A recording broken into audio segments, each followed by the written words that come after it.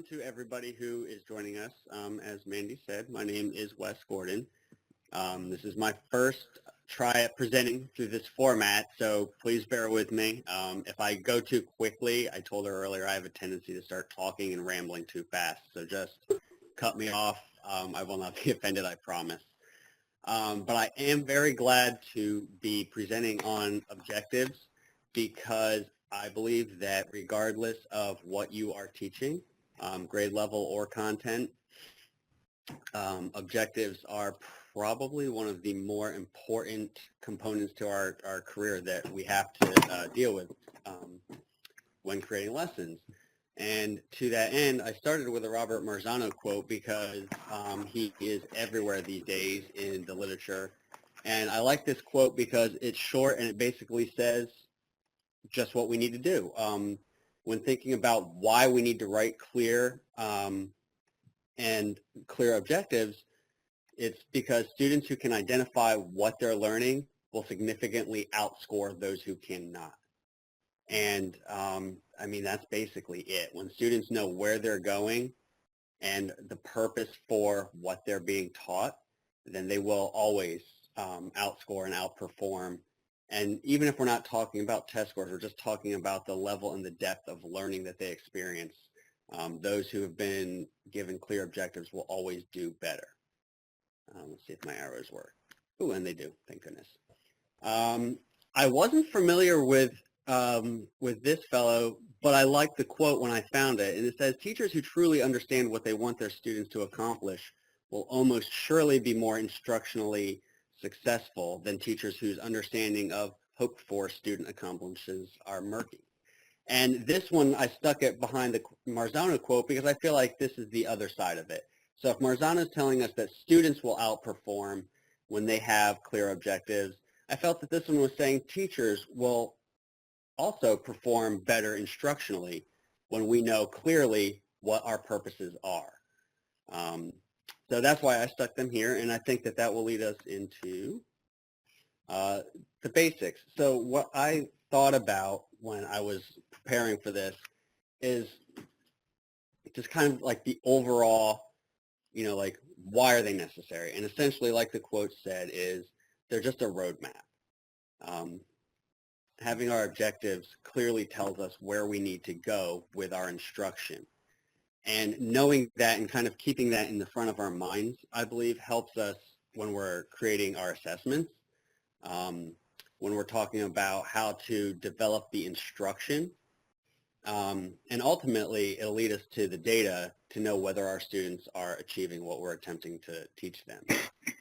So where do I begin? And I think the first answer to that question always has to be the standards.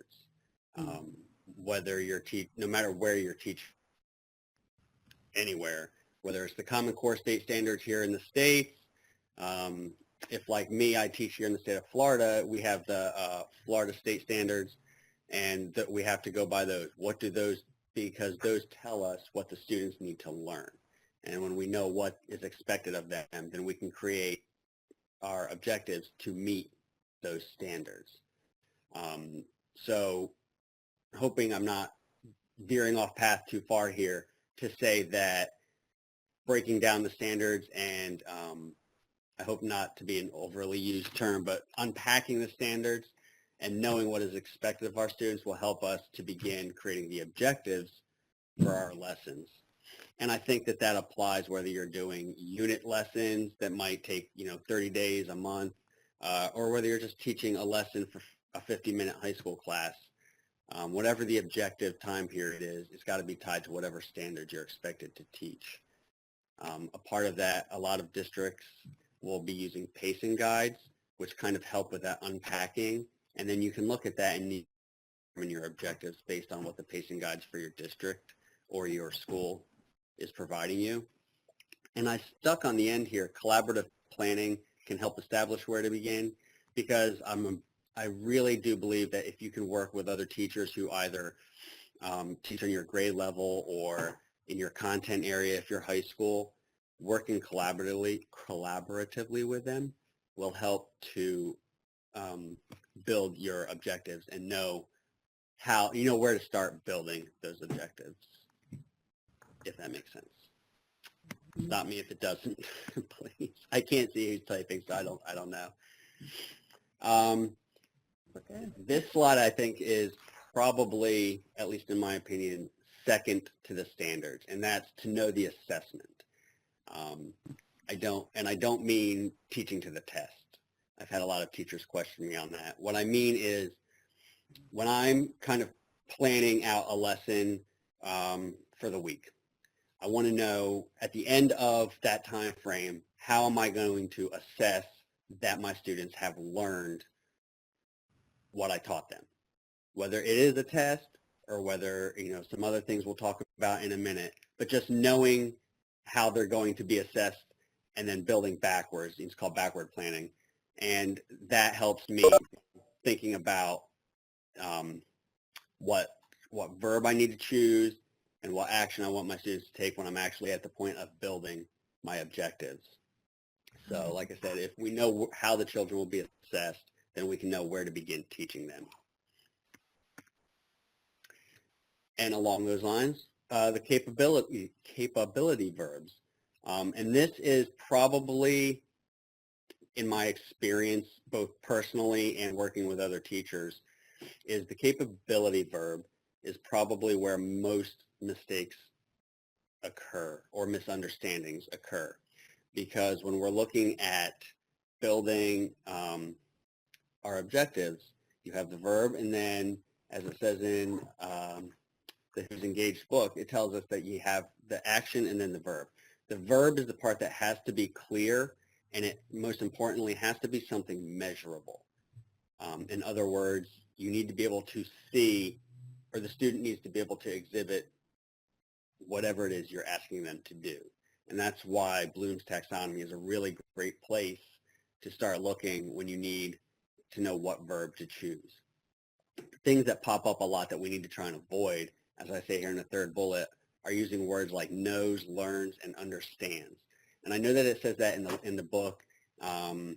You'll see that all over the place, that words like that, like we know what they mean, and I can, you can say, oh, student A knows the main idea of a text. But the problem is that you can't accurately test knows as well as you can something like explain or a more definitive verb. So that's why I always say a lot to try and avoid those kinds of, they're just weaker verbs, really. It's easier when you're talking to parents about the data. And I know that this is kind of another rabbit hole, but it all kind of stems off of having clear objectives. But when you're talking to parents, it's easier if you've had clear verbs that you can measure, because your data will back up whatever your verbs were. Okay, so the students, this slide I made, and then I started digging around looking for some more information, and something interesting happened. So I believe that your objectives ought to be posted, not just in your lesson plans for administrators or whatever, but on your board somewhere, if you've got a common board configuration, somewhere that the students can visually see what is it that I'm expected to do. And in speaking with other administrators that I work with, they support that. And I know that in some states even, like again here in Florida, when state education folks come through to visit our classrooms, they're looking for it as well. The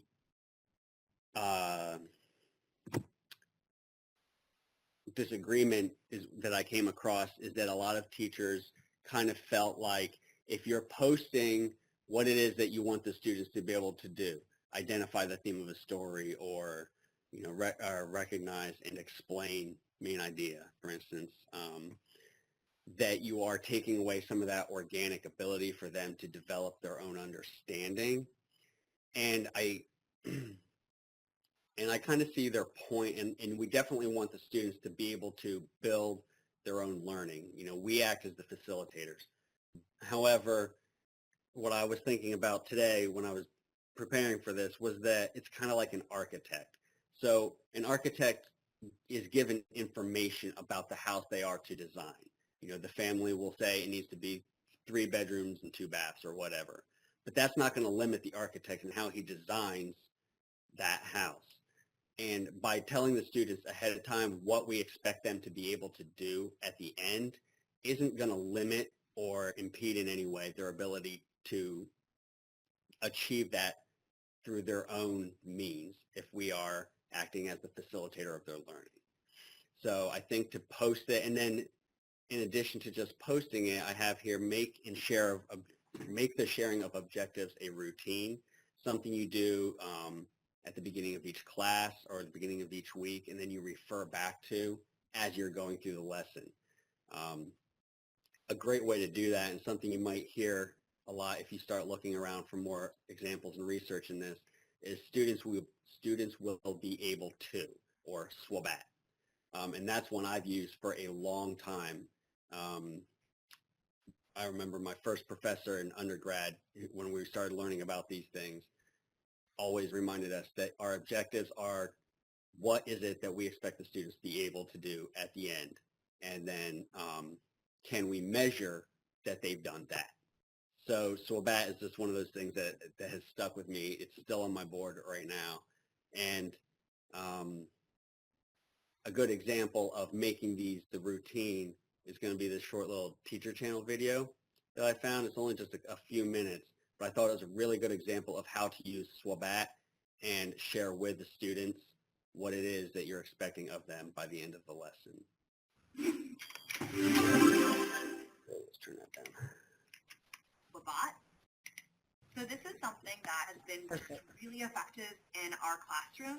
We have on our whiteboard a box that says SWABAT. SWABAT, SWABAT, SWABAT, SWABAT. Students will, able to, capitalize, proper noun, SWABAT. SWABAT stands for students will be able to. And it states what our objective or our learning goal is for a particular lesson.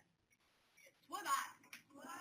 I will say and write the objective, and students will repeat it. Identify. It sort of has a rhythmic tone to it. It just signals to students' brains, okay, this is our goal for the next 15, 30, 45 minutes. What do I capitalize? The more we can be transparent with students, the more we model metacognition and we get them thinking about their own thinking and learning, we also help them become more effective.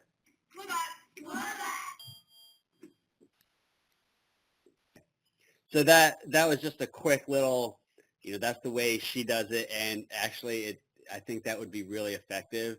Something I liked, and I'm actually going to go ahead and just put it on record now. I'm going to steal from her and start next week with my students, is that writing it with them and making them say it back to me. Because while I have it posted and we reference it, I do like that, like you said, the building of the metacognition so that it's internalized within the students by making them repeat it back. So I'm totally stealing that one. I'm going on the record. Okay. So this was just how do we assess achievement. This is kind of harkening back to the backward planning thing, but whether it's test quizzes, notebooks, checks, just various types of assessments that can help determine which cognitive level in Bloom's you want to use for a given lesson. So if you're doing just a little quiz, or a short little test, you might just be using the knowledge or comprehension portions of Bloom's taxonomy, which means that your capability verbs come from that part of the triangle. However, if you get down to something more like a project or presentation, then you're probably getting higher up in the cognitive level, which means obviously then your verbs need to match that that level of challenge. What I mean with this slide, with formative and summative assessments, is that when we look at a formative assessment, we gave a test at the end of a lesson or at the end of a period of time, and we need to see, did the students meet what our initial objective was? and that'll help determine our follow-up objectives and lessons. So again, all of these things are stemming from creating objectives, but this is using data to drive instruction, but it's tying it back to looking at your objectives to see whether or not you need to revamp it, or just to make sure that your lesson is cohesive and that your objectives are being addressed. When you're looking at the summative assessments, what the ongoing things during a lesson, you can, asking for feedback from the students just to check on their progress. You might just jot down some anecdotal records to see that they are progressing toward your objective. And again, if it's posted and the students have internalized it like we just talked about, this should be something that you would be able to see as the students are working. And I even put there, you can just pull some work randomly just to see where we're at, just to gauge the feeling of your class and see how they're progressing. Because I do think as well, if you notice that there's a big problem coming along and they're just not making the progress towards your initial objective, to stop and revamp, but have that conversation with the students. Say, here's what I've noticed. Here's the feedback you've given me. Here was our objective. How can we, make some changes and adjustments so that, because ultimately we need them to be successful. So it's okay to change your objective midstream if you see that you have some assessment to prove that they're not going to meet your initial objective. And if your objective has been clear from the beginning, you're using the verbs off the chart. It sounds silly maybe just to keep that chart in your lesson plan book. We'll see at the end, one of the resources I know Mandy posted is just a whole list of verbs.